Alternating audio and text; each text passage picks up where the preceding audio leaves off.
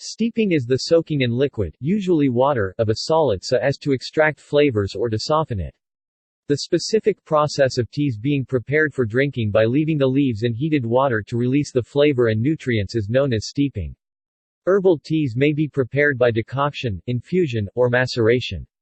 Some solids are soaked to remove an ingredient, such as salt from smoked ham or salted cod, where the solute is not the desired product. Corn. One example is the steeping of corn, or maize, part of the milling process.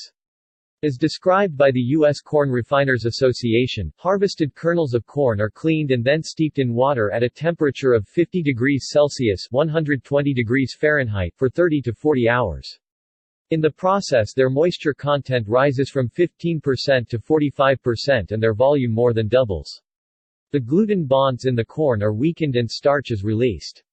The corn is then ground to break free the germ and other components, and the water used, steep water, which has absorbed various nutrients, is recycled for use in animal feeds. Tea.